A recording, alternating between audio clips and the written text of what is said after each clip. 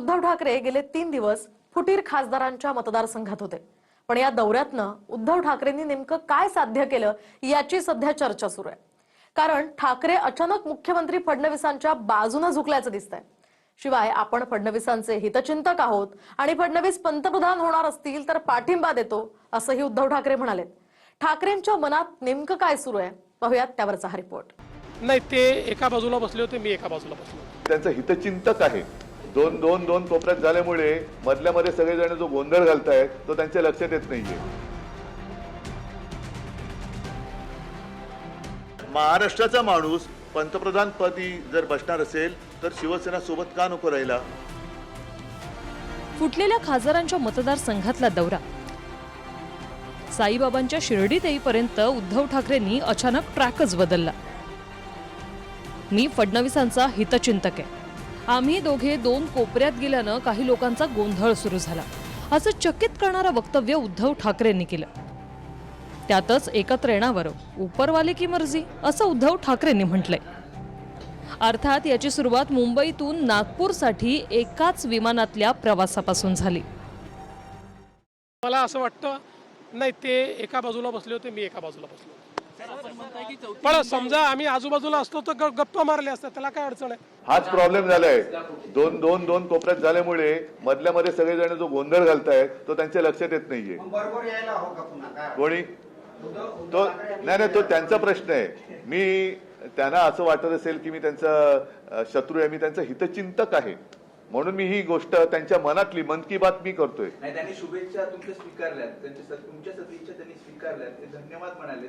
तुम्ही जे म्हणताय तुमच्या दोघांमध्ये जे गोंधळ घालतायत ते बाजूला जातील, तुम्ही पुढाकार घेणार। बघा, आम्ही आता हे माझ्याकडे हे नाहीये, शेवटी त्यांच्याकडे उपरवाले की मर्जी आहे। तसं पाहिलं तर लोकसभा निवडणुकीला 3 वर्षाचा कालावधी आहे, पण उद्धव ठाकरे अचानक फडणवीसांचं नाव पंतप्रधान पदासाठी त्यांनी पुढे केलं। स्वतः उद्धव ठाकरे महाविकास आघाडीत आहेत, पण फडणवीसांसाठी आतापासून पाठिंब्याची तयारीही केली। मराठी माणूस पंतप्रधान होत असेल तर त्याच्यात चूक काय? जर इतर राज्य, इतर प्रांत त्यांच्या अस्मितेचा अभिमान बाळगत असतील तर महाराष्ट्राचा अभिमान का बाळगू नये? महाराष्ट्राचा माणूस पंतप्रधान पदी जर बसणार असेल तर शिवसेना सोबत का नको राहिला? पण महाराष्ट्राचं म्हणून म्हटलं की गद्दार नाही। देवेंद्रजींच्या बद्दल आता जे बोलताय, ज्या पद्धतीने, म्हणजे तुम्हाला सांगतो, याच देवेंद्रजींच्यावर खोटे गुन्हे दाखल करणारे हेच होते, त्यांच्या सागर बंगल्यावर पोलीस पाठवणारे देखील हेच होते। ही भाषा पूर्वी करायची, एक तर तू राहशील नाही तर मी राहील। त्यांना अचानक असं पुतना मावशीचं प्रेम आलेलं आहे। त्यामुळे देवेंद्रजी आणि आम्ही पुन्हा एकदा सांगतो, पत्रकार आहे तिथे, आम्ही मजबूतीने सरकार पुढे नेतोय। उद्धव ठाकरे ज्या पद्धतीने फडणवीसांच्या बाजूने बॅटिंग करत आहेत त्यावरून शिंदेच्या शिवसेनेच्या गोटात चलबिचल होणं स्वाभाविक आहे। त्यातच फडणवीस पंतप्रधान होऊ नये म्हणून अमित शहानी सुपारी किंग शिंदेना सुपारी दिल्याची टीकाही ठाकरेंनी केली। मला देवेंद्र फडणवीसांची मनापासून काळजी वाटते। म्हणजे हे उगाचच कोणाला वरवरचं वाटेल असं नाहीये। एखादा महाराष्ट्रातला माणूस पंतप्रधान पदाचं स्वप्न पाहत असेल तर त्याच्यामध्ये गैर काही नाहीये। देवेंद्र फडणवीसांना संघाचा पाठिंबा आहे असं माझ्या कानावर आलं, आणि असा पाठिंबा, संघाचा पाठिंबा असलेला माणूस त्या रेसमध्ये येऊच नये म्हणून हे सगळं कारस्थान चालले की काय? आणि त्याच्यामध्ये शहासेना आणि एसएनसी काम करतात की काय, की त्यांची सुपारी घेऊन, कारण त्यांना ती सवय असेल करायची, तर ती एक शक्यता नाकारता येत नाही। म्हणून मी चेष्टा मस्करी करत नाही, मला देवेंद्र फडणवीसांच्या करिअरची काळजी वाटते। शिंदेना सोबत घेऊन केंद्रीय पातळीवरून फडणवीसांचे पंख छाटण्याचे प्रयत्न सुरू असल्याचे आरोप उद्धव ठाकरे उघडपणे करत आहेत। त्यावरून मुख्यमंत्र्यांनी आपल्या स्टाईलने ठाकरेंना उत्तर दिलं। त्यामुळे माझी हतबलता नेमकी त्यांना कुठे दिसली? दुसरं, मी मनुष्य असल्यामुळे मला पंखच नाही आहेत, ते माझे पंख कोण छाटणार आहे? पण माझ्यासोबत महाराष्ट्रातल्या 14 कोटी लोकांचा आशीर्वाद आहे, माझ्या वरिष्ठांचा आशीर्वाद आहे। त्यामुळे काही काळजी करू नका। उद्योजींच्या सदिच्छा या मी स्वीकारतो। 19ला असत्या तर चित्र वेगळं राहिलं असतं, पण त्यावेळेस ते देऊ शकले नाहीत, त्यामुळे त्या सदिच्छा आज मी स्वीकारतो।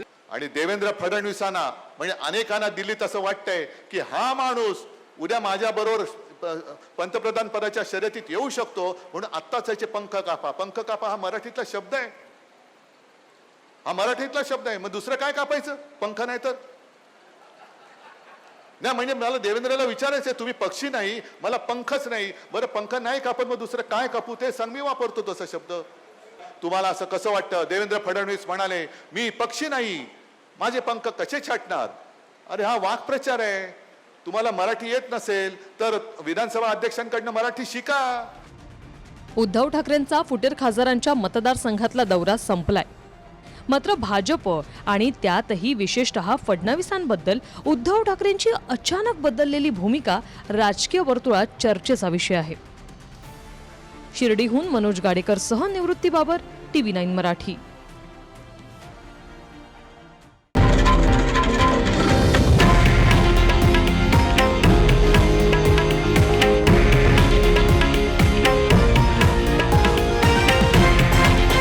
हे आहे देशातील नंबर 1 न्यूज नेटवर्क आणि आपण पाहत आहात TV9 मराठी, एकमेव.